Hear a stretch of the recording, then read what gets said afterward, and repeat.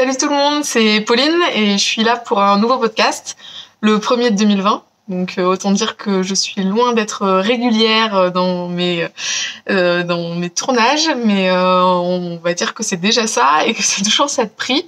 Vous êtes pas mal à me relancer, que ce soit dans les commentaires YouTube ou sur Instagram, en me demandant quand sera le prochain podcast. Honnêtement, je le sais jamais moi-même. En général, la motive vient le jour même en me disant bon allez, là ça fait vraiment longtemps, ce soir j'ai du temps, je prépare l'installation, je prépare les patrons, je prépare les vêtements, etc. Et je me lance, mais je sais pas dire à l'avance. Et j'avoue que j'ai du mal parfois à me motiver au lieu de passer la soirée soit à coudre, soit à faire autre chose. Enfin voilà, c'est toujours un peu difficile. Et puis jusqu'ici, j'avais vachement d'appréhension sur le fait de tourner le soir. Et en fait là, avec des lampes partout, ça a l'air de passer. Donc on va se dire que c'est pas mal comme ça. Donc c'est parti, on peut démarrer.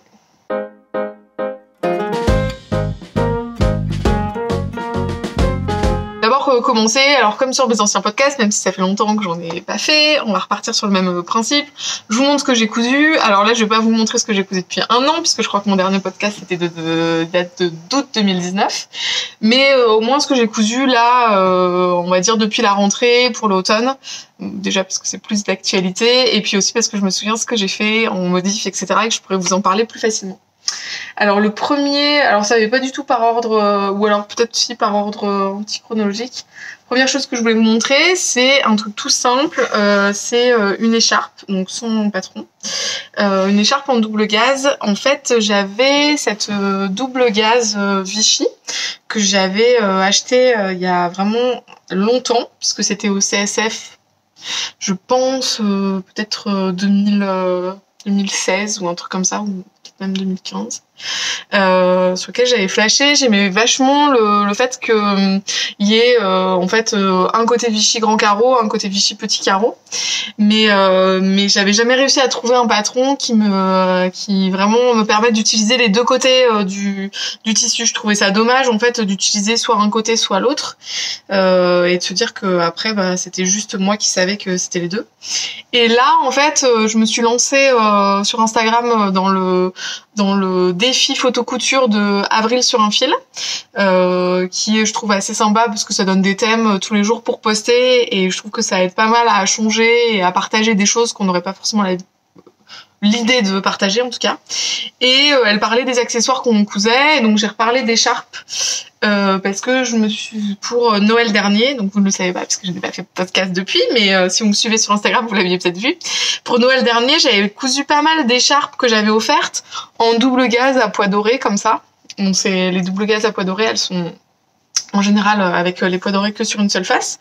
Mais en fait, j'avais cousu des grands carrés, et en fait, en les repliant en triangle, après ça fait une écharpe, un foulard, enfin je sais pas comment on peut appeler ça comme on veut, que moi je trouve assez sympa. Enfin, et puis le petit côté doré me plaisait beaucoup.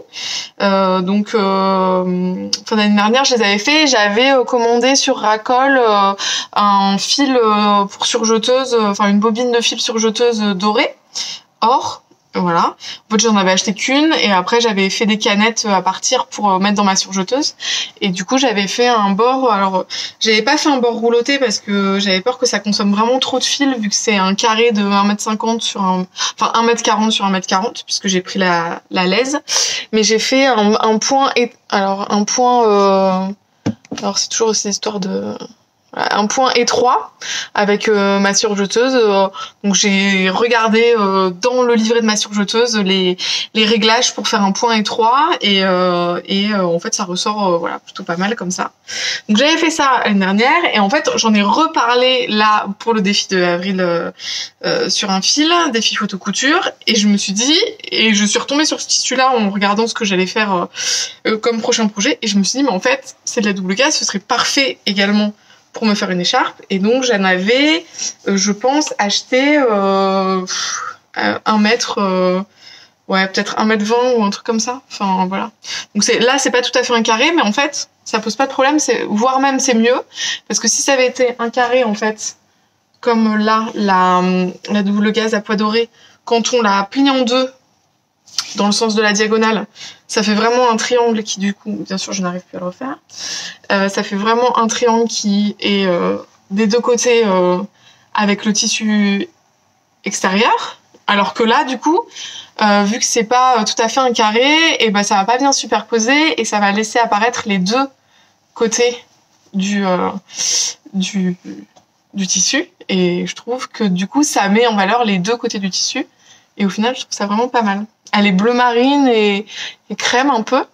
Et j'ai fait le petit ourlet, pareil, un petit ourlet plat, bleu marine.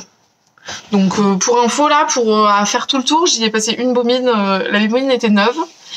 J'ai fait des canettes à 3 fils à chaque fois. Je fais surgé 3 fils. La bobine était neuve et j'ai passé la bobine entière pour faire tout le tour. Voilà. Et après, en général, ce que je fais pour être sûr que vraiment sur les coins, on soit nickel. Bon, je dis ça et puis un petit fil. C'est que je rentre les fils de la surjeteuse. Ça veut dire que, vous savez, il y a toujours un espèce de fil qui pend là de la surjeteuse une fois qu'on a fini. Ces fils-là, je les passe dans une aiguille avec un gros chat. Voilà. Une grosse aiguille, pas forcément une aiguille à laine, mais une aiguille qui a... Je vais pas y arriver. Bon, vous voyez le principe. Et donc, je passe les 3 fils dedans. Et après, je re-rentre à l'intérieur. Enfin, je repasse dedans un peu plus loin. Et je coupe à ras. Ça permet de pas forcément couper à ras et que le surjet commence à s'effilocher. Je fais ça. Et aussi, j'utilise... ça, j'en ai peut-être déjà parlé, de la colle anti-effilochage. Ça s'utilise notamment sur les boutonnières pour les rendre un peu plus... voilà, que le tissu s'effiloche pas et que ça permette de rester bien nickel quand on coupe. Enfin, un peu durci, en fait, ça durcit un peu le tissu. C'est pas durci le mot, mais bon, ça... Voilà, ça... Enfin, voilà, ça fait comme s'il y avait de la colle dessus, quoi. Enfin, en gros, et je l'utilise aussi là sur les coins du foulard en me disant que ça peut pas faire de mal. Donc le coin est un tout petit peu rigide, voilà, un peu rigidifié. Mais bon, ça pose pas de problème pour le porter parce qu'on a rarement les coins dans le cou. Et voilà. Et ceux que j'ai fait l'année dernière, honnêtement, ils ont pas bougé. Donc je considère que a priori ça a l'air de fonctionner. Voilà, donc on commence par du ultra facile, hein, enfin 4 coutures surjeteuses, mais n'empêche des trucs bien utiles parce que là, en automne, je les porte tout le temps, ces écharpes-là, ces foulards-là. Voilà, donc ça c'est le premier truc que je voulais vous montrer. Le deuxième, on va continuer sur du Vichy, puisque c'est la dernière robe que je viens de me coudre. Je l'ai montré sur Instagram aussi. C'est la robe Eugénie de Atelier Scamit, que j'ai cousue dans un Vichy à alors un gros carreau, restons raisonnables, mais en tout cas pas des mini carreaux comme souvent les Vichy on les trouve dans le commerce. Enfin, je trouve que c'est assez difficile de trouver des Vichy qui soient un peu plus grands que 5 mm de carreau.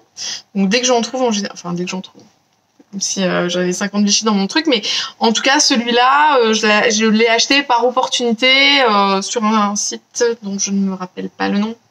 Peut-être Cousette, mais je suis pas sûre de moi. Non, c'est pas Cousette, c'est un chat sur un fil aussi. Décidément. Et en fait, en voyant que c'était des plus gros carreaux, je l'ai pris. C'est noir et blanc. Et je trouve qu'en fait, c'est beaucoup plus facile à porter que des tout petits carreaux. Enfin, en tout cas, moi, j'ai plus de mal à imaginer coudre un tout petit Vichy que là, des plus gros carreaux. Donc en fait, là, on voit pas très bien, mais je vais vous montrer le patron. Que je suis censée avoir sorti avant parce que je me suis bien préparée. Et sauf qu'en fait, je cherche le patron, mais j'ai pas imprimé j'ai pas imprimé les instructions. Souvent, quand j'imprime les patrons PDF, souvent j'imprime que le patron en lui-même. Et les instructions, je les laisse et je les regarde sur mon téléphone, par exemple, pendant que je couds. Alors, je vais vous montrer. Je suis en train de chercher, du coup.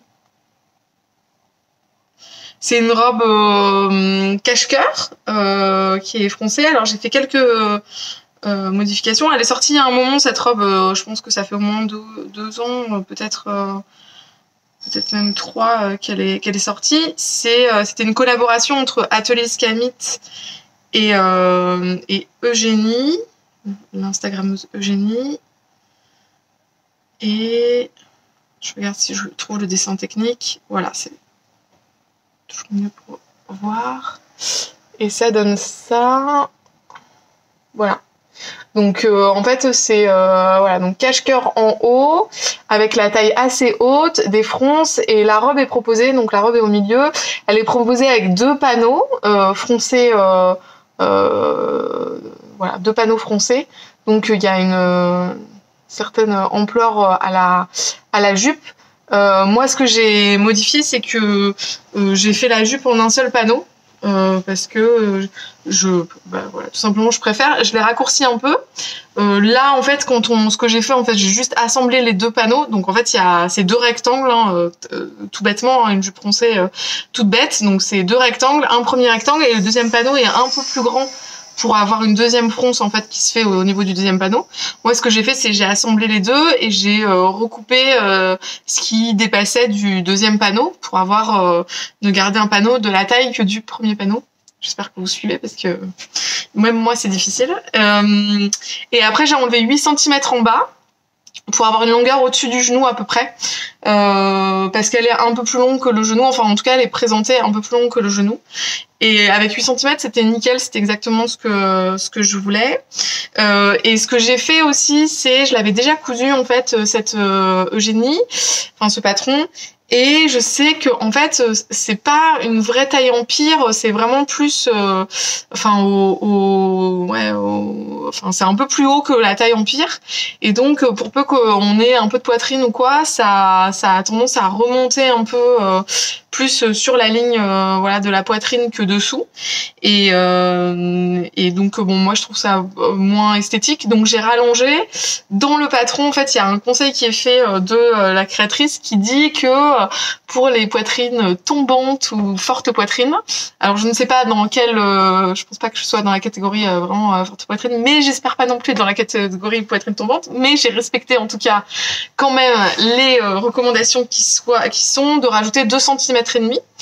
Et c'est bien, mais je pense qu'on peut pousser sans problème jusqu'à 3 voire 4 cm pour avoir vraiment quelque chose qui soit empire et du coup prolonger d'autant la pince pour resserrer un peu dessous. Enfin, si j'en refais une, je pense que j'essaierai avec peut-être 3 cm et demi. Et au pire je raccourcirai après essayage du haut quoi. Enfin voilà.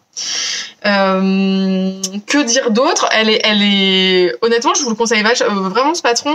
Les finitions qui sont proposées, c'est de la couture anglaise partout. Alors moi j'adore les coutures anglaises. Je trouve que ça fait toujours un rendu hyper soigné, que ça tient vachement bien sur la durée aussi. Donc ça m'a plu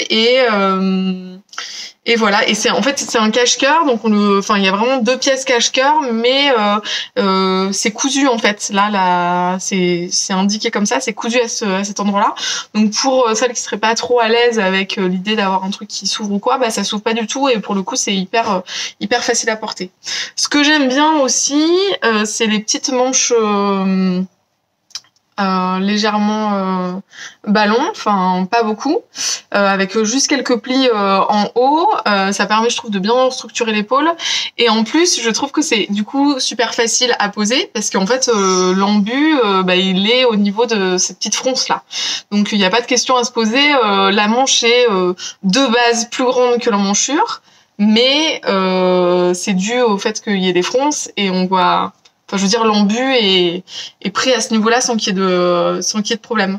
Donc, si jamais ça vous fait peur de coudre des emmanchures ou si c'est un truc que vous maîtrisez mal, je trouve que c'est pas mal de se dire que ce genre de patron-là, avec des petites fronces sur le haut, alors oui, il faut faire des fronces, c'est aussi une autre technique, mais ça présente moins de difficultés sur la pose, en tout cas, des manches. Voilà. Et après, j'ai fini... Ah oui, si, ce que je peux dire quand même, c'est que à la coupe, j'ai coupé mes morceaux en double, enfin comme je le fais systématiquement, c'est-à-dire quand vous coupez une manche, vous mettez le patron de la manche sur 2 épaisseurs de tissu et comme ça, à la fin, vous avez 2 manches. franchement, j'avais bien disposé mon tissu, je l'avais repassé avant, enfin voilà, j'étais nickel, j'avais l'impression d'avoir tout bien aligné en haut et en bas au niveau des carreaux, etc. Et en fait, en coupant, ce que j'avais pas pensé, c'est que quand même, il y a un léger décalage et les carreaux sont pas suffisamment grands ou pas suffisamment petits, enfin je sais pas, en tout cas c'est entre les deux, et ça se voyait à la fin. C'est-à-dire qu'en fait, quand j'ai coupé ma jupe, par exemple, au pli, donc comme ça, bah comme c'était un rectangle, bah j'y suis allée en suivant un carreau, enfin hop à la roulette en suivant un carreau, sauf que de l'autre côté, dans la partie du tissu qui était dessous, que j'avais l'impression être posée à peu près correctement, j'avais pas non plus checké carreau par carreau, et ben en fait ça a légèrement décalé, donc je me suis retrouvée avec mon panneau qui descendait un peu sur les carreaux. Ça je l'ai pas vu tout de suite, évidemment j'ai monté ma jupe sur le haut, et c'est en l'essayant que j'ai vu que j'avais les carreaux qui partaient comme ça là. Et je me suis dit ah mince. Donc en fait j'ai tout recommencé, donc une couture anglaise à enlever et à recoudre avec des fronces, forcément ça demande un peu de temps, mais au final je suis contente de l'avoir fait, pardon, parce que vous voyez que devant quand même on voit que que c'est respecté quoi. Et du coup où est-ce que je pourrais vous montrer, et dans le dos haut on le voit encore, pour vraiment que vous voyez. Alors là, bon, j'ai considéré que c'était suffisamment peu visible, mais là, vous voyez, j'ai coupé ce carreau, cette ligne noire, elle est visible, et puis au fur et à mesure où on arrive, ça s'enfonce. Donc en fait, sûrement, c'était cette partie-là qui était de l'autre côté du tissu, et ça s'est légèrement décalé, et ça fait que on n'est pas tout à fait droit par rapport au carreau. Voilà. Et donc c'est du détail, surtout que j'ai rattrapé la jupe, donc je pense que c'était là où c'était le plus visible, mais ça se voit aussi notamment au niveau des manches, où du coup j'ai une manche qui est nickel, bien alignée sur les carreaux, et une autre manche où c'est pas tout à fait nickel.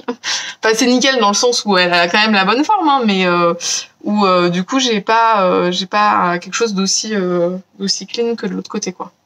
Bon, honnêtement, je pense qu'il y a que moi qui le vois, mais si vous cousez du coup du Vichy, peut-être que sur des petits carreaux ça se voit moins parce qu'en fait ils sont tellement petits que ça passe.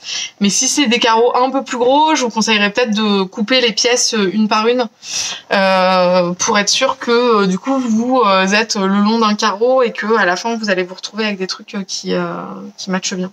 Voilà. L'avantage aussi de coudre du Vichy, hein, c'est que l'ourlet du bas il est ultra facile, puisque une fois que j'ai repris en haut, en fait en bas pour être sûr qu'on est droit, on suit tout bêtement un carreau, donc ça c'est quand même assez facile. Voilà. Je pense que j'ai tout dit sur Eugénie. Peut-être que ce que je peux dire, c'est que vraiment, là, à l'automne et même en hiver, ce genre de robe au-dessus du genou, un peu dans lequel on est à l'aise, avec les manches, là, elle a les manches 3/4, mais avec les manches 3/4 ou les manches longues, je trouve que c'est vraiment quelque chose qu'on peut porter hyper facilement, qui est assez versatile aussi, c'est-à-dire pour le boulot c'est bien, le week-end c'est facile à enfiler, donc pourquoi pas aussi. On peut même imaginer sortir quand on sera déconfiné avec, en étant peut-être un peu plus habillé sur les accessoires, etc. Donc je trouve que c'est vraiment le genre de robe qui a tout bon parce qu'on peut la sortir plein de fois, et je pense qu'il y aura sûrement une autre Eugénie dans l'hiver. Enfin bon, après à chaque fois je dis ça et puis je change de plan entre temps, mais bon c'est en tout cas prévu de m'en refaire une autre. Voilà.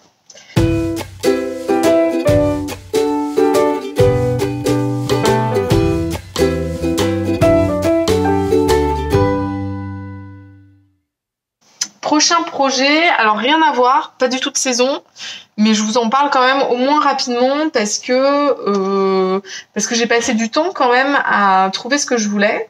En fait, j'ai mon frère qui devait se marier en mai, donc en plein confinement. Ils ont reporté une première fois en novembre, donc c'est retombé pendant le confinement. Et avant qu'on soit au courant là, je pensais qu'on allait vraiment pouvoir aller à son mariage.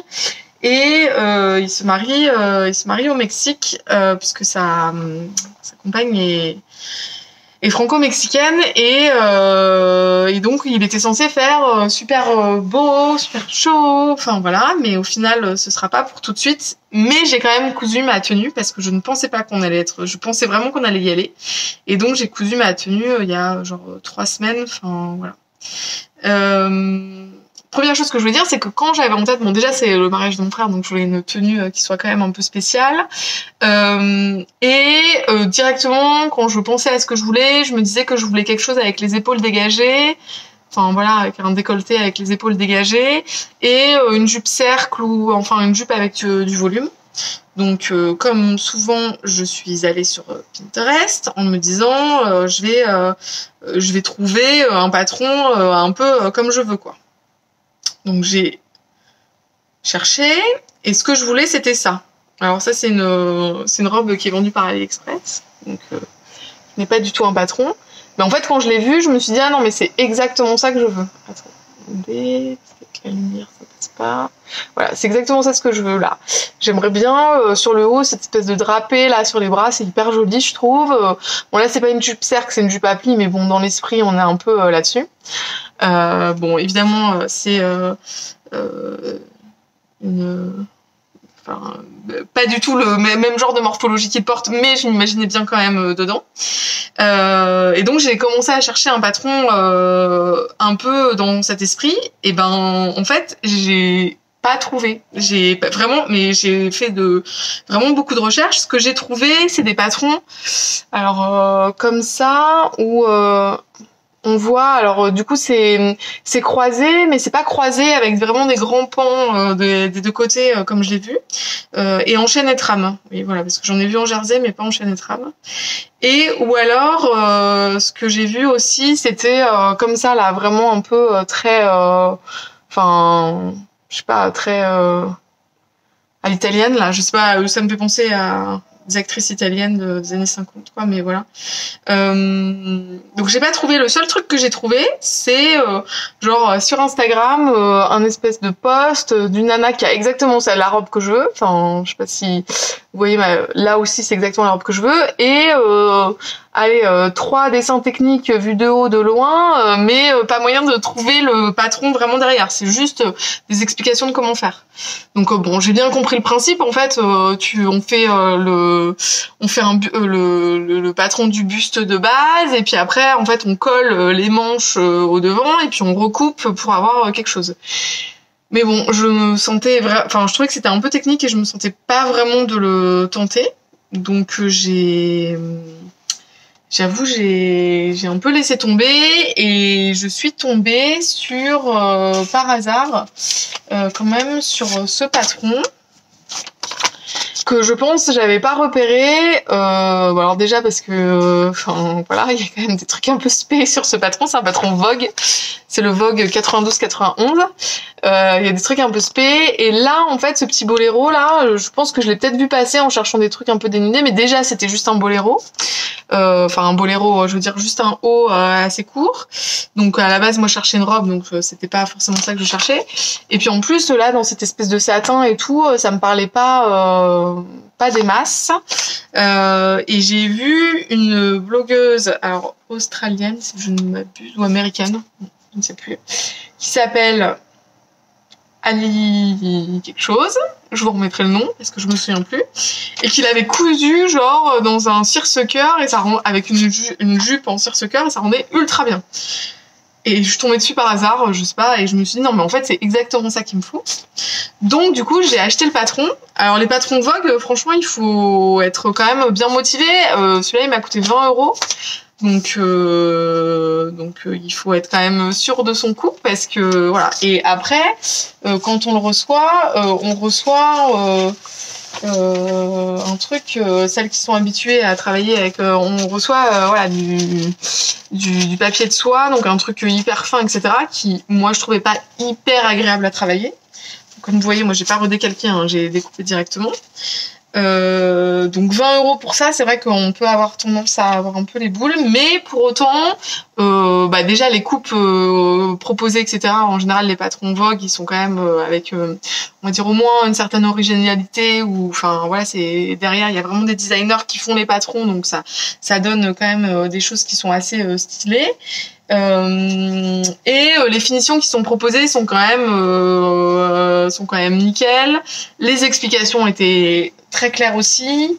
Il y a beaucoup de schémas et c'était très compréhensible. Donc bon, l'un dans l'autre ça va, mais il faut quand même être bien convaincu du patron.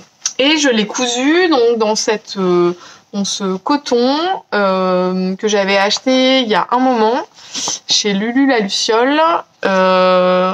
Et qui est des espèces de fleurs des champs là, mais turquoise et rose. Bon, j'avais flashé sur l'imprimé en fait, j'en avais acheté 1 mètre. Je pense que c'était il y a longtemps parce que j'achète plus jamais 1 mètre de tissu, parce qu'en fait non, 1 mètre ou 1,50 m peut-être, mais pas beaucoup plus. Et en fait 1,50 m, enfin si quoi que 1,50 m ça peut encore passer, mais bon c'est quand même un peu quand on sait pas ce qu'on va en faire, ça peut rapidement être juste si on veut en faire une robe ou quoi que ce soit.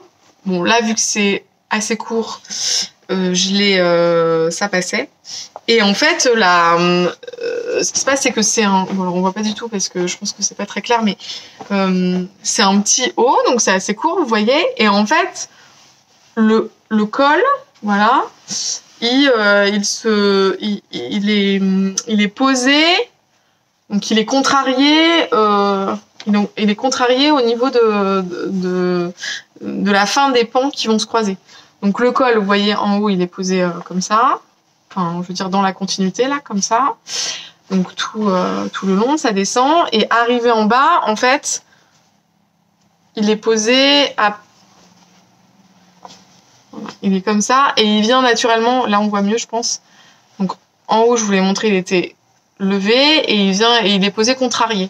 Et ensuite, il y a 2 grandes bandes pour faire un nœud ensuite.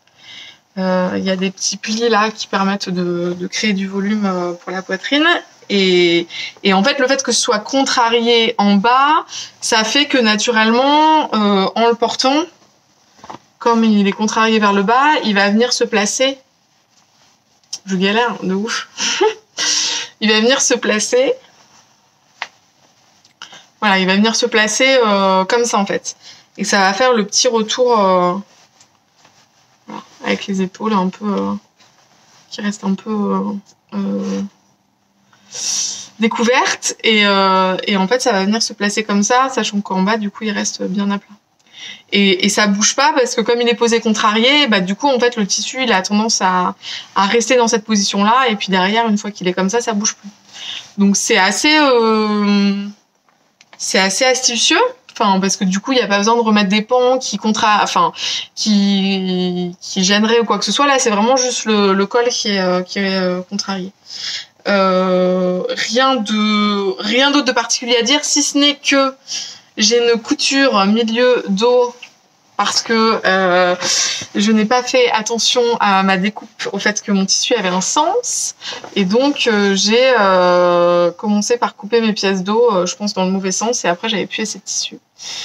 Donc non, mais c'est pas ça que j'ai fait. Non, bah alors n'importe quoi. J'ai cru que c'était, enfin, en voyant, je me suis dit j'ai fait une bêtise, ça doit être ça. Non, c'est pas ça. Maintenant, je me rappelle, c'est que j'ai plié mon tissu, je l'ai repassé, mais il était tellement, genre, j'avais tellement bien mis, etc., que j'ai cru que le au pli était, enfin, j'ai cru que le pli était de l'autre côté, et donc j'ai coupé avec les tissus l'un sur l'autre, quoi. C'est pas du tout clair ce que je dis, mais si vous avez compris, vous êtes chanceuse, quoi. Voilà. Bon, bref, j'ai fait des bêtises. Comme d'habitude, faites attention quand vous découpez vos pièces, parce que c'est quand même là où tout se joue. Et clairement, j'ai pas fait attention. Donc au final, j'ai une couture milieu dos qui, honnêtement, il y en a une au niveau du col qui de toute façon est prévue et qui, je pense, passe assez inaperçue vu l'imprimé. Donc on va dire que c'est pas grave. J'ai fait des coutures anglaises partout, sauf sur les emmanchures, où là, avec le tissu un peu épais, j'ai pas osé. Voilà. Et voilà. Rien à dire de plus. C'est joli, le nœud, les pans sont biseautés à la fin. Je trouve que c'est toujours sympa d'avoir cette petite finition là. Et donc ce petit haut, quand je l'ai trouvé, je me suis dit bon bah il faudra que je trouve une jupe. Et en fait j'avais depuis le début en tête que je voulais quelque chose de rose, donc vous allez voir c'est très rose. Et en fait j'avais une robe en soie rose, donc celle-ci, qui était dans ce tissu là, que j'avais acheté en 2011 pour un mariage, que je remettais pas du tout, parce qu'elle avait... c'est une robe portefeuille, mais qui se fermait juste avec la ceinture, qui se nouait par-dessus. Donc du coup, c'était un peu... Enfin, ça allait bien en 2011 quand j'avais pas d'enfants. Là, maintenant, avec des enfants qui te tirent la jupe en permanence, c'est pas du tout compatible. Donc je l'ai jamais remise. Et en fait, ce que j'ai fait, c'est que j'ai récupéré, du coup, la jupe. J'ai laissé vraiment intacte. C'était une jupe portefeuille. Et j'ai rajouté une ceinture. En fait, la ceinture qui permettait de nouer, je l'ai récupérée. Je l'ai posée en haut de la jupe. J'ai fermé le portefeuille avec un petit point à la main presque jusqu'en bas. J'ai laissé une petite ouverture. Voilà, comme ça fait une jupe fermée. Et en haut, comme j'avais déjà une ouverture due par le portefeuille, j'avais pas forcément envie de créer une ouverture à un autre endroit pour mettre une fermeture éclair ou voilà. Donc en fait, j'ai bidouillé. Alors à la caméra, le fil rose rend très clair, mais je vous promets que c'est pas comme ça. Et en fait, j'ai posé, là j'ai fait comme des petits boutons recouverts, sauf qu'en fait c'est de la grosse magouille parce que c'est des pressions en fait, des pressions cam. Donc des pressions cam roses là quand même, donc pas exactement du même rose, mais en fait une fois que c'est fermé, de toute façon ça ne se voit plus. Et donc en fait je les ai recouvertes, les pressions cam, avec un petit bout de tissu directement. Et donc une fois que c'est fermé, je trouve que ça fait bien la blague. Enfin perso, je trouve que ça on dirait vraiment des petits boutons recouverts. Et de l'autre côté, en fait, pour que ça tienne, j'ai posé une petite pression à coudre. Voilà, comme ça, quand je la mets, les deux pans sont tenus à l'intérieur et ça se met bien. Et le fait d'avoir fait ça, j'ai vraiment pu la régler sur moi, donc comme elle était portée, j'ai vraiment pu la régler pile poil comme je voulais. Et surtout la faire assez haute, parce que comme le petit boléro, là, le petit haut est assez court, j'ai fait la jupe vraiment taille ultra haute, limite vraiment, je suis limite sous la poitrine, pour être sûre d'être à l'aise sur le moment. Et parce que j'avais pas forcément envie que j'ai un bout de ventre qui dépasse d'un côté ou un autre, comme ça là au moins le boléro en fait il arrive au niveau de la ceinture à peu près. Je pense qu'on voit pas la ceinture quand j'ai le boléro. Donc voilà, c'était franchement pas très compliqué à faire. Le gros avantage de faire ça, c'est quand même que tout était déjà prêt, et après j'ai vraiment pu ajuster sur moi et avoir le truc qui est vraiment pile poil. Donc c'est du semi fait maison quoi, enfin parce que la jupe était déjà cousue. C'est je sais pas si vous connaissez la marque, c'est Antoine et Lily. J'avais acheté une robe chez eux, donc c'est une robe en soie sauvage. Donc c'est quand même ça aurait été dommage de ne rien en faire, enfin voilà, de juste la laisser au fond de mon placard ou bien de la donner ou même de la vendre parce que j'aimais vraiment bien la couleur, etc. Donc ça aurait été dommage. Voilà, donc je l'ai tenue pour le mariage de mon frère est prête, faut voir. Mais maintenant il reste à connaître la nouvelle date. Alors les pauvres, ils osent plus, ils ont pas osé dire une date là tout de suite parce que c'est tellement incertain là que c'est difficile encore de reprendre une date et d'être sûr qu'on sera pas à nouveau en confinement. Et comme ils ont la difficulté supplémentaire que ce soit pas en France, et du coup ça complique aussi un petit peu forcément les choses.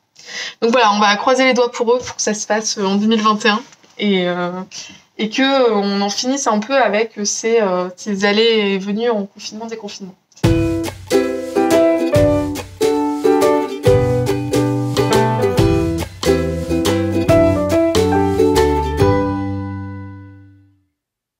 Allez, la prochaine chose que je vais vous montrer, c'est une grosse pièce qui pour le coup, elle, par rapport à la jupe là que je viens de vous montrer, qui m'a pas pris tant comme ça à faire, m'a demandé énormément de temps.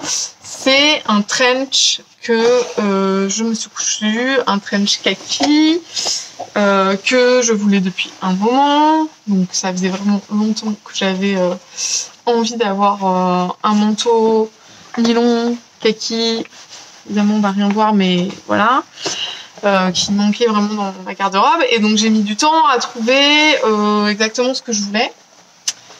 Et je vais chercher... Alors là, j'ai les instructions, mais je les ai imprimées en tout petit. Donc je sais pas si vous allez bien voir. Donc en fait, je me suis arrêtée sur ce trench burda, là, qui est un trench burda qui date d'un magazine de 2011. Donc décidément, c'est l'année 2000. Enfin, je vous montre que des trucs qui ont un lien avec 2011. On voit pas bien, j'aimerais bien que ça fasse le point. Il faut que je cache ma tête. J'ai eu du mal à trouver un patron qui me plaise parce que je voulais vraiment une coupe évasée. Parce que le problème que j'ai souvent sur les manteaux 3/4, c'est que comme je suis beaucoup plus large du bas que du haut, et ben en fait j'ai toujours un moment où ça coince un peu là pour le fermer au niveau des fesses. Je trouve ça hyper désagréable. Enfin, en tout cas pas du tout feel good le matin quand on enfile son manteau de se dire ah c'est un peu serré au niveau des fesses. Ah bah oui c'est vrai que je ne suis pas aussi svelte que que c'est possible de l'être.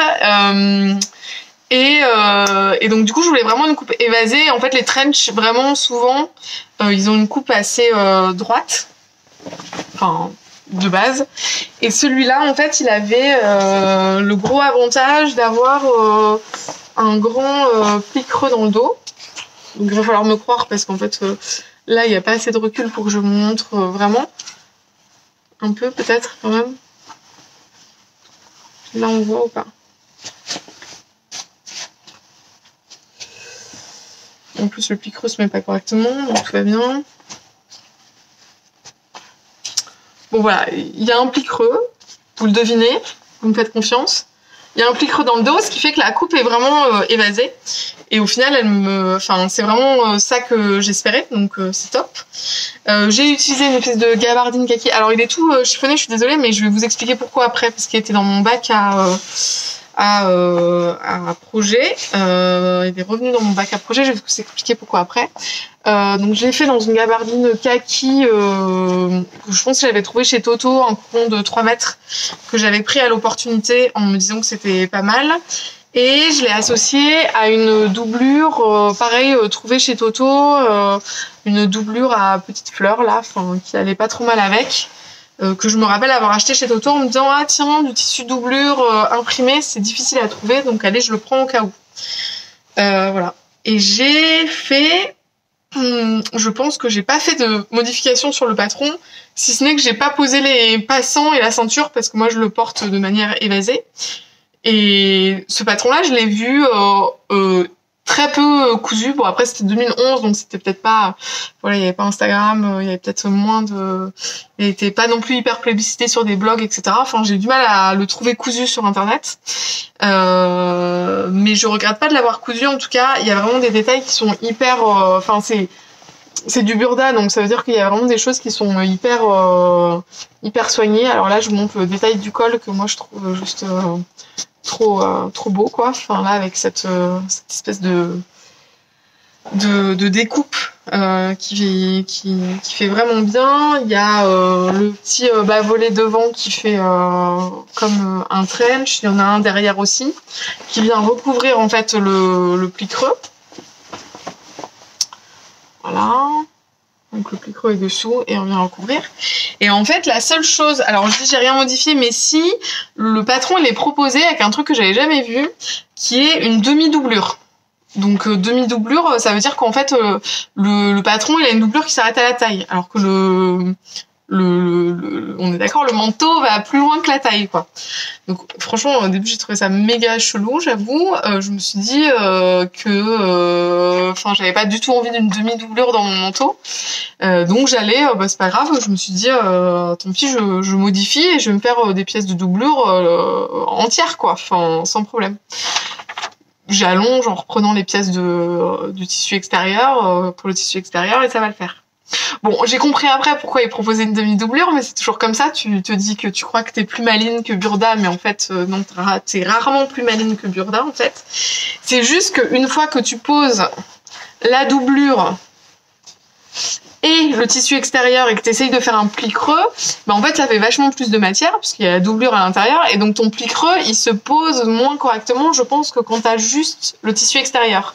Et c'est sûrement pour ça que Burda avait proposé ça parce qu'en fait du coup eux à l'intérieur, vous voyez ma doublure elle a aussi le même pli creux que le... Enfin non, vous le voyez pas, mais vous voyez qu'elle a plein de tissu à l'intérieur en tout cas. Et elle a le même pli creux, et donc ça fait de la matière en plus. Et donc ça fait que quand je le porte, le pli creux, il se mettait pas forcément hyper convenablement, et ça fait plutôt une impression de plisser plutôt que vraiment de pli creux.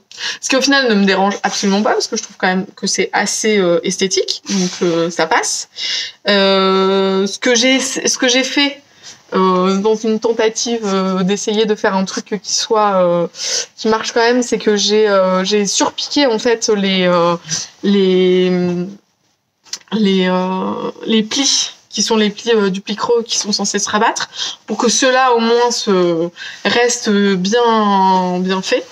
Mais ça n'a pas suffi en tout cas à ce que ça forme pas une espèce de pli au milieu et que au final on ait plus l'impression que le manteau soit un manteau plissé derrière qu'un manteau vraiment avec un pli creux. Bon voilà, vous verrez sur les photos, c'est plus parlant je pense. Enfin, que là moi qui essaie de vous montrer un truc qui est en plus chiffonné. Pourquoi il est chiffonné? Parce qu'une fois que je l'ai fini, honnêtement j'étais hyper contente. Ce que j'ai pas dit c'est que j'ai posé des pressions invisibles. Parce que j'aimais bien le côté ultra sobre en le portant. Il est présenté comme ça, hein. Il est présenté comme ça. Donc j'ai juste suivi ce qu'il proposait. J'aimais bien le côté ultra sobre. Ah oui, j'ai pas dit non plus qu'il avait des poches qui sont des poches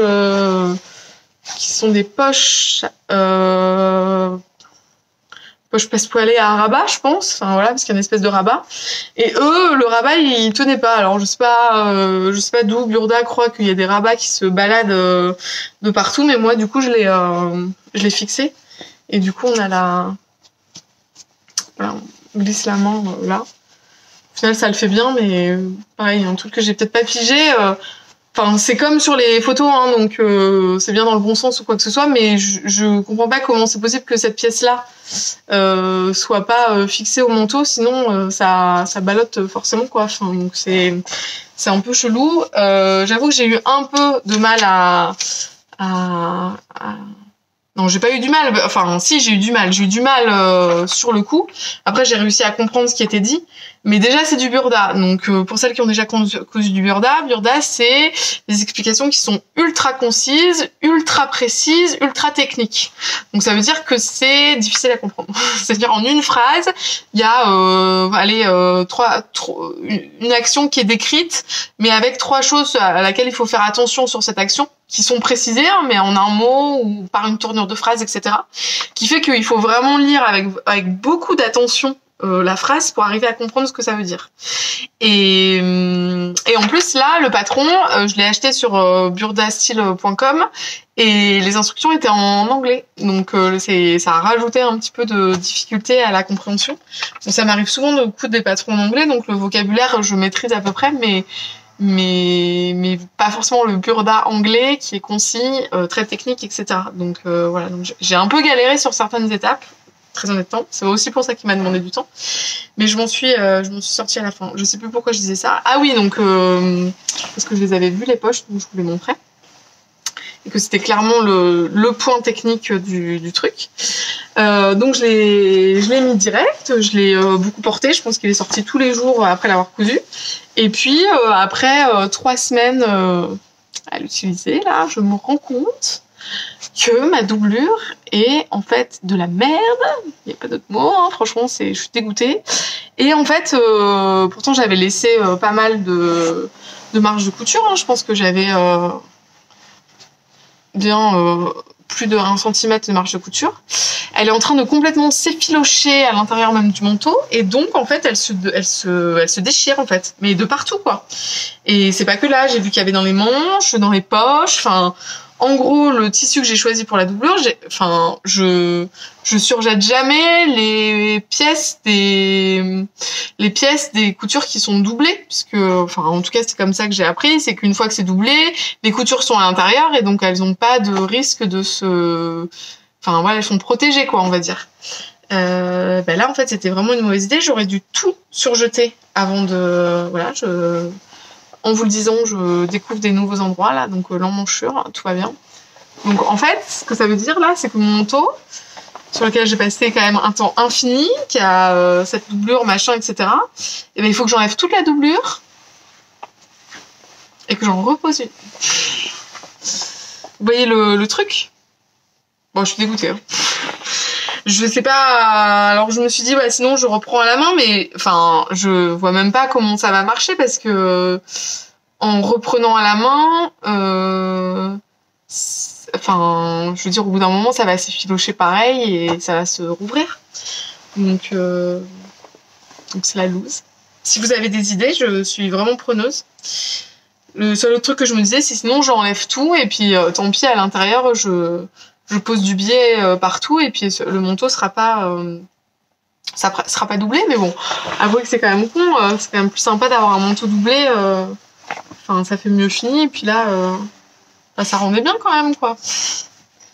Donc voilà, c'est la loose, et c'est ça aussi qui me fait dire que de plus en plus, je fais quand même attention au tissu que... Bon, après, les filochages, non, c'est pas vraiment la qualité, mais je fais attention au tissu que j'achète. Là, je me suis fait avoir comme une bleue. Je l'ai pas vu que ça s'est filoché beaucoup, honnêtement. Même à la manipulation, j'ai pas eu cette impression-là. Donc non, mais en fait, plus je regarde, plus je vois des endroits où c'est décousu, ça me déprime. Donc du coup, c'est pour ça qu'il était mis en boule, en mode je suis dégoûtée de la life dans mon bac à projet et que il était tout fripé. Je vous le montre, tout fripé. Donc voilà, très bon patron, je vous recommande, j'étais hyper contente de le porter pendant ces 3 semaines, vraiment intenses, c'était cool. Mais là, clairement, il va falloir faire quelque chose pour lui parce que, en fait, non mais c'est terrible, hein, là, partout, ça se découpe partout. Donc le tissu, le tissu doubleur tient vraiment pas du tout le choc. Voilà. Mais bon, c'est ça aussi la couture, c'est pas des succès 100%. J'espère que déjà je sortirai un podcast dans pas trop longtemps, un autre, et que je vous montrerai la solution que j'ai trouvée pour arriver à remettre une doublure ou à faire quelque chose qui tienne la route.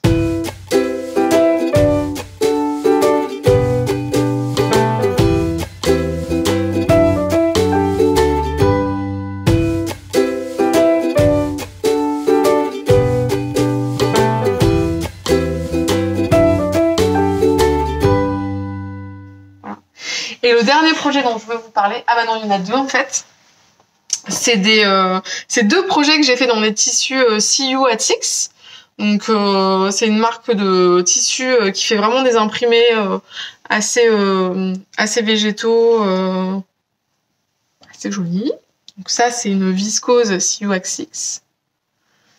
Ils ont fait une réédition il y a pas très longtemps des tissus qui avaient eu le plus de succès. Et ça, c'est un jersey, un French Terry. Ils appellent ça un French Terry. Vous savez, c'est un peu plus épais qu'un t-shirt, mais beaucoup moins épais qu'un sweat. Voilà, c'est à l'intérieur, c'est un sweat un peu bouclette, je pense que ça s'appelle. Voilà. Donc c'est assez fin.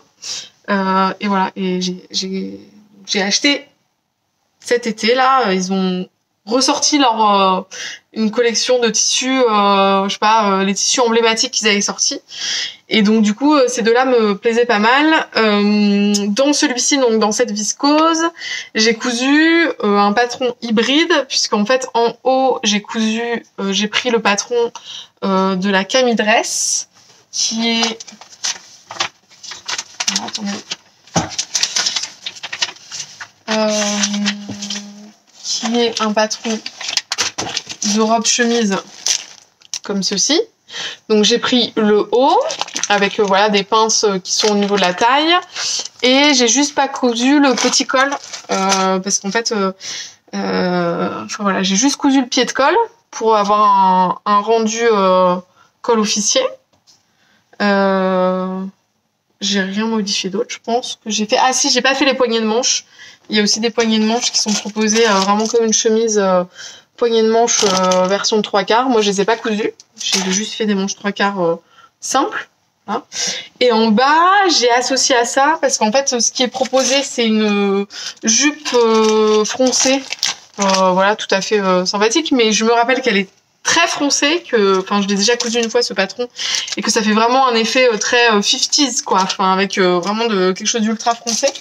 Et je voulais pas ça, enfin parce que clairement c'est pas ce qui me va le mieux. Et donc j'ai cousu, alors je trouve, enfin le M comme Milady, qui était, bon je vais vous montrer ça, mais non en fait le patron que j'ai c'est un patron mystère parce que c'est un patron qui était M comme Marie, là, je sais pas si elle fait ça encore, des patrons mystères où en fait on reçoit pendant 4 semaines, toutes les semaines, une pièce et à la fin on sait pas ce qu'on va coudre. Bon, j'avais fait ça une fois et j'avais vraiment eu du bol parce que j'étais tombée sur un patron que honnêtement j'utilise tout le temps et qui a notamment qui a une jupe longue froncée.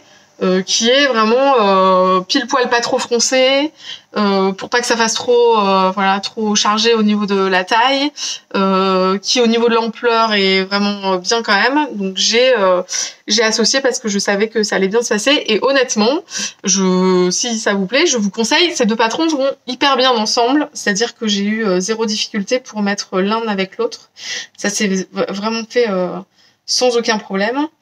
Et donc je l'ai beaucoup mise jusqu'à ce qu'un jour j'étais au boulot. En fait je vais vous montrer 2 fails d'affilée quand même.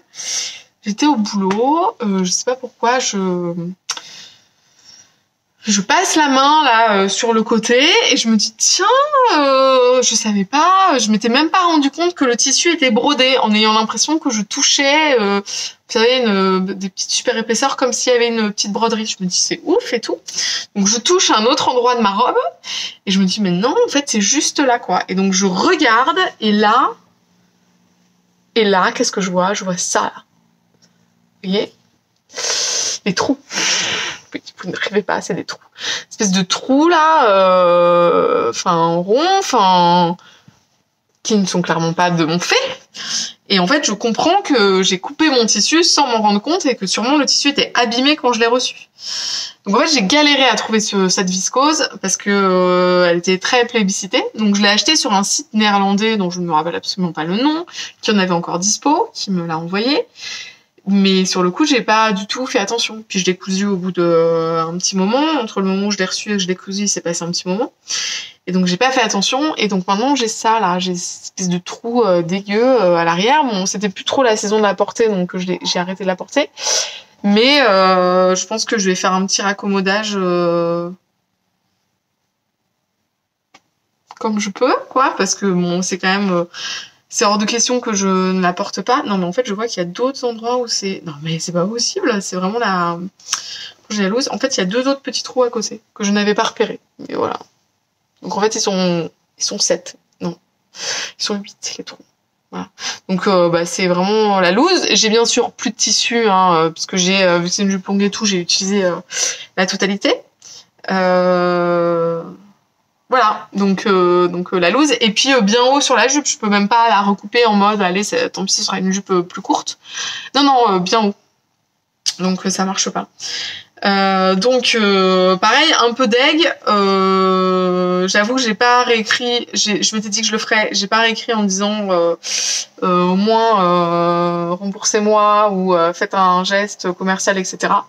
Parce que tout le site est en néerlandais et que j'avoue que j'ai pas en plus suivi le truc, mais franchement bon, la loose quoi.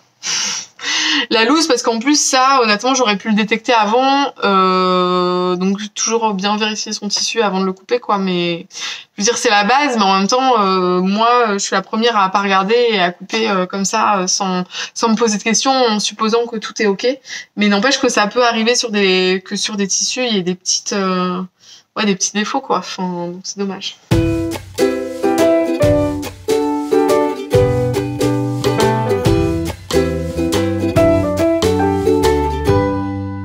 Fini avec juste ce jersey que j'ai ce jersey French Terry, et du coup je l'ai coupé pour une espèce de tunique, donc qui est quand même assez longue. À nouveau, on va pas voir, qui est assez longue, ouais, sous les fesses, je dirais, que moi j'aime bien porter avec un jean, et que j'ai déjà fait en fait. Enfin, c'est un patron que j'avais bidouillé à partir de la robe Louisa de Make My Lemonade. Enfin, ça s'appelait Wear Lemonade à l'époque, maintenant c'est Make My Lemonade. En fait, voilà, j'ai bidouillé ce patron-là pour avoir un truc un tout petit peu moins ample, je pense, mais je suis partie de cette base-là. Et ça donne quelque chose qui est assez super confortable à porter, on se pose pas de questions, on est hyper à l'aise. Et par contre, en 1m50, normalement, ça rentre, sauf que j'avais pas pensé au sens du tissu, c'était ça en fait tout à l'heure auquel je pensais. Et donc là, j'ai une couture dos, mais à cause du sens du tissu en fait. Parce que ce genre de projet, à 1m50, oui, mais quand le tissu a un sens, c'est un peu difficile. Donc ce que j'ai fait là, pour la couture dos, c'est que j'ai assemblé, mais j'ai fait une couture rabattue en fait. Donc j'ai refait une surpiqûre pour que ça reste bien à plat et que ça fasse pas un truc, que dans le dos, et j'ai pas un truc qui gondole ou quoi que ce soit. Et honnêtement, avec cette couture rabattue, c'est quasi invisible, quoi. Alors juste une petite remarque, moi du coup ce patron-là, comme j'ai bidouillé, à la base il est prévu pour du chêne et trame. Comme j'ai bidouillé, il n'y a pas forcément de bande d'encolure ou quoi que ce soit. Et en fait sur les jerseys assez fins comme ça, franchement je trouve que ça passe aussi de faire une finition avec juste la double aiguille, quoi. C'est-à-dire que j'ai juste fait un rentré, vous voyez, et puis je suis passée la double aiguille, et puis voilà, c'est ça, quoi. En fait, comme on fait normalement sur les manches et sur l'ourlet en bas, quoi. Voilà. Donc là, je l'ai fait aussi au niveau de l'encolure. Et du coup, vu que c'est l'aiguille double, ça garde quand même l'élasticité, donc c'est pas un problème. Et je sais pas pourquoi on fait pas systématiquement ça sur les t-shirts. Il doit y avoir une raison, mais là, honnêtement, je ne vois pas pourquoi je m'en priverais puisque ça marche très bien. Voilà. Voilà, pour ce que j'ai cousu, c'est quand même pas mal. Enfin, en tout cas, je me suis sentie plutôt motivée cet automne-là pour coudre, etc. Donc ça donne pas mal de projets, quand même un peu quelques fails, donc un peu deg, mais on va dire que je peux m'en prendre qu'à moi-même et que je vérifierai mieux et les filochages et s'il n'y a pas de défaut sur mes tissus.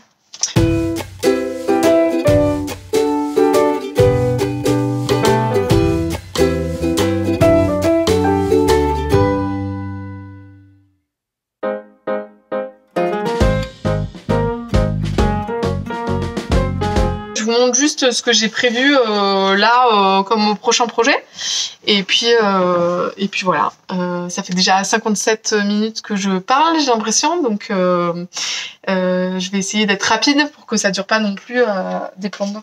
Voilà, c'est incroyable, hein. Enfin honnêtement je suis hyper contente à chaque fois je dis que je manque de motivation pour le faire, mais je suis hyper contente de vous parler parce que ça fait 1 heure que je parle et que je m'en rends même pas compte. Alors la prochaine, là je vous parlais d'Eugénie, de la petite robe Eugénie que j'avais envie de refaire. J'ai aussi bien envie de refaire cette robe là, la robe Renée. C'est la robe que je porte là sur moi. C'est une robe assez ample qui est boutonnée dans le dos. Je sais pas si on voit bien. Qui est boutonnée dans le dos, voilà, donc c'est assez. Moi j'aime bien. Et que j'avais réalisé et qui a aussi des petits poignets de manches là qui sont mignons. Alors j'ai mis des boutons à paillettes, donc ça me plaît encore plus. À la base, elle est prévue avec un espèce de petit volant là au niveau de la découpe ici, que je n'ai pas mis moi. Je pense pas que j'en mettrai un non plus sur ma prochaine version, mais en tout cas j'ai vraiment envie là cet automne, cet hiver, de robes confortables dans le sens pas ajustées, et puis facile à enfiler et sur lequel on ne se pose pas de questions. Et celui-là je l'avais cousu et République du chiffon, je trouve qu'au niveau de finition proposée est toujours très agréable, donc c'était aussi bien sympa à coudre. Et après j'ai deux trucs que je vais vous montrer, deux gros projets. C'est l'année des manteaux. Bon, alors en espérant que j'ai plus de succès qu'avec le premier. Mais j'ai trouvé, en fait... Bon, ça devait être l'année dernière, l'année du manteau. Puisque l'année dernière, j'étais allée un week-end à Paris et j'étais passée dans le quartier Saint-Pierre, et notamment chez Sacré Coupon, qui est une boutique qui vend uniquement des coupons de tissus. Et que je vous conseille parce que honnêtement ils ont vachement de tissus d'hyper bonne qualité, ils ont aussi des tissus haute couture, etc. Enfin ils ont plein de trucs, enfin il faut fouiller hein, comme dans tout ce genre de boutique, mais en tout cas la qualité est vraiment, enfin il y a des choses de qualité. Et j'avais acheté ce superbe cachemire rose, vieux rose là, avec dans l'idée de m'en faire un manteau. Donc en fait le vendeur m'a dit que c'était une collection Hermès. Ça m'a coûté une blinde, je pense que pour les 3 mètres, j'en ai eu pour peut-être 200 €, enfin quelque chose comme ça. Donc bon, après, c'est censé être du coup un manteau que je garderai longtemps, qui va être ultra chaud, etc. Donc clairement, j'ai pas envie de me louper, parce que bon, c'est pas, voilà, il va avoir un certain prix. Et j'avais dans mon stock ce tissu, dont je n'ai pas vérifié les filochages encore, je vous l'accorde. Donc il faudra que je sois très vigilante, ou en tout cas que je surfile tout ce que je ferai avant de le coudre, qui, je trouve, va bien avec, puisqu'il y a ces petites cages à oiseaux là, et qu'il y a l'ombre qui est dans le même rose que le tissu. Et ça, j'avais prévu en fait, donc j'avais tout en fait. J'ai repéré le patron l'année dernière parce que je voulais un patron bien spécifique. Je voulais encore une coupe évasée, mais pour les mêmes raisons que ce que je disais tout à l'heure. Et je voulais un col, pas un col tailleur, parce que moi, alors normalement, je vais au boulot à vélo, mais là en ce moment, je bosse à la maison, donc normalement, je vais au boulot en vélo. Et je trouve que les cols tailleurs, bah, même avec une écharpe, il y a toujours de l'air qui passe et tout. Et en plein hiver, bah, c'est pas, enfin, je suis trop frileuse pour ça. Et donc, je m'étais arrêtée sur ce patron. Alors, vous allez vous dire, non, enfin voilà, je veux un manteau long à la base, mais je me suis arrêtée sur cette veste. Dans le dos, elle a un pli creux, comme mon French, en espérant que ça marche mieux cette fois-ci, peut-être. Et surtout, elle a cette espèce de col montant là que je trouve assez intéressant et qui, je pense, une fois rallongé, donnera un côté un peu 50s au manteau. Donc clairement, moi je mettrais pas le corbeau dessus. Hein. Enfin là, c'est parce que c'est encore un patron Vogue. Donc j'ai aussi dû le payer une blinde, mais bon, c'était l'année dernière, donc je m'en souviens plus.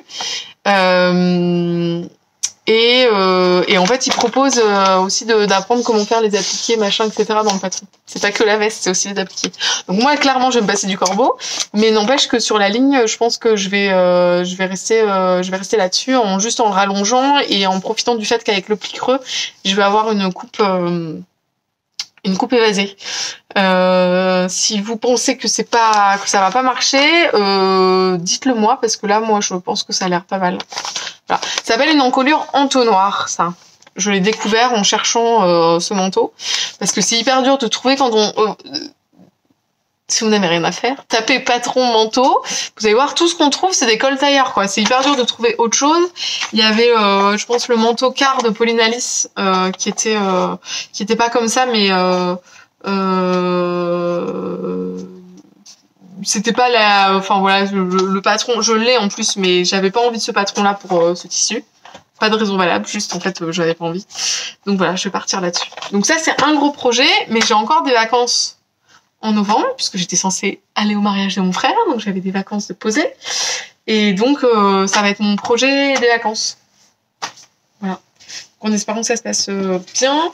L'autre projet que j'ai aussi, c'est de me faire un ciré. Alors, j'ai trouvé ce patron de ciré, donc à nouveau un manteau évasé, un ciré évasé, parce que les cirés, c'est comme les trench, c'est toujours droit. Donc pareil, c'est toujours le feel good le matin au moment de mettre le truc et que ça te serre au niveau des fesses. Donc clairement, j'ai envie, enfin déjà je trouve ça sympa de me le faire moi-même parce que je sais que je vais pouvoir me faire plaisir sur les motifs. Je suis en train de chercher où j'ai posé. Ah voilà, mon iPad pour vous montrer.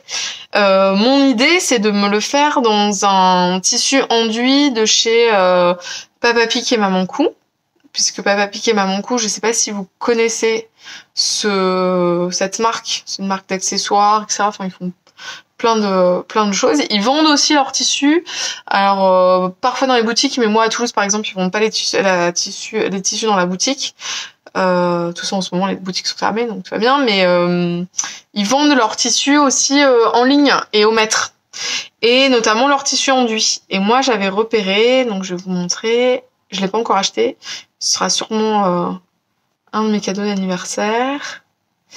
J'avais repéré, voilà, un motif un peu. Donc là, vous voyez pas du tout les couleurs, c'est pas bon. Ouais, voilà, là c'est mieux. Bleu marine et ocre un peu. Et voilà. Et donc j'ai bien envie d'avoir un ciré un peu.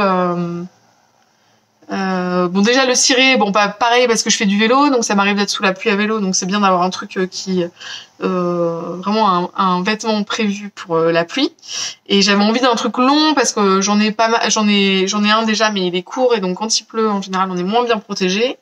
Et en plus j'ai envie de quelque chose de peut-être un peu plus original, donc il y en a des super beaux chez Petit Bateau par exemple, ils ont sorti des collections un peu avec des couleurs métallisées, etc., qui sont jolies, mais les coupes sont droites, donc quand on les essaye, bah pareil, ça va pas hyper bien avec ma morphologie. Donc là, l'idée, c'est de m'en faire un moi-même, que du coup, j'ai la coupe. Donc j'ai trouvé ce ciré, donc c'est un ciré à la base. C'est un patron Modes et Travaux. Donc la référence c'est 418 392 si ça vous intéresse. Et je l'ai trouvé d'occasion parce que on trouve plus et qu'ils avaient pas non plus le site, etc. Donc il est proposé avec des pressions, mais moi je pense que je vais remplacer par une fermeture éclair. Et voilà. Et ce que j'ai appris, c'est que pour les cirés, il fallait sur les coutures, vous savez, les rendre imperméables.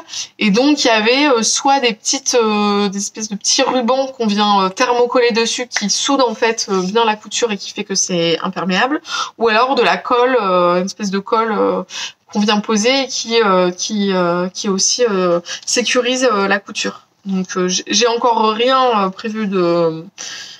J'ai juste le patron, ce qui est déjà pas mal, mais j'ai pas encore prévu de le faire, etc. Je pense que ça viendra après le manteau, peut-être plus tard. Enfin voilà, c'est un projet, mais il y a moins d'urgence, surtout en ce moment où on peut aller le vélo.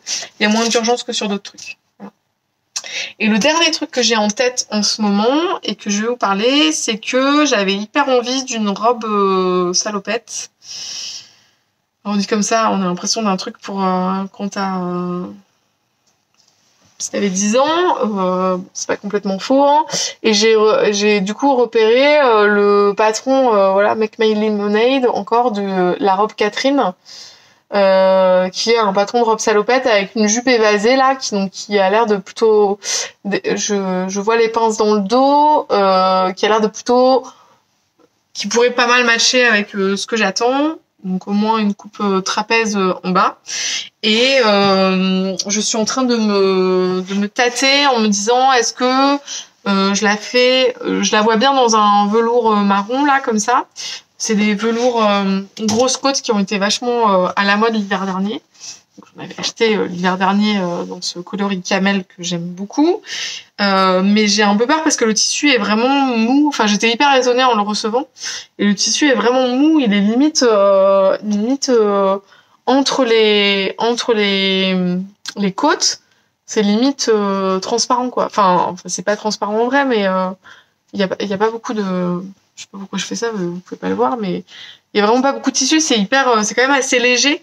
Et donc j'ai peur que enfin vous voyez bien qu'il est mou. J'ai peur que pour du coup une robe salopette ça fasse un peu trop ça se tienne pas. Donc j'ai vu que je crois que c'est Charlène's Hand peut-être. Je me rappelle plus de son nom exactement sur Instagram. Elle l'avait cousu mais elle avait thermocollé du coup toutes les pièces avant pour arriver à avoir quelque chose de plus rigide. Mais bon, donc pourquoi pas ça, ou alors peut-être la faire en jean brut là, enfin j'ai un jean brut pour un côté vraiment plus tradi on va dire, de la petite robe la petite robe salopette en jean, voilà. Mais ça m'est venu là comme ça, ça me tombe bien. Je me dis qu'avec avec un chemisier en dessous, ça peut être sympa. Donc je vais voir ça. Je n'ai pas le patron, donc je suis pas encore apprêtée complètement sur le patron. Si vous avez d'autres idées de patron de robe salopette avec une coupe un peu évasée en bas, je suis complètement preneuse. Voilà, je crois que j'ai fait le tour. Je vous ai montré ce que j'avais cousu il y a pas longtemps. Je vous ai montré ce que j'avais envie de coudre avec quand même des trucs assez ambitieux, avec ce manteau en cachemire sur lequel j'ai pas intérêt à me louper. Et voilà, donc ça fait 1h10 maintenant, donc on va dire que c'est parfaitement raisonnable. J'ai passé un bon moment à vous raconter mes trucs. J'espère que ce sera le cas pour vous aussi. N'hésitez pas à venir me voir sur Instagram si vous voulez. Mon compte c'est Pauline Paulette aussi, mais sur Instagram c'est avec un O parce que le PAU était déjà pris. Et voilà, je vous dis à bientôt, mais on sait pas quand. À bientôt juste. Allez, ciao!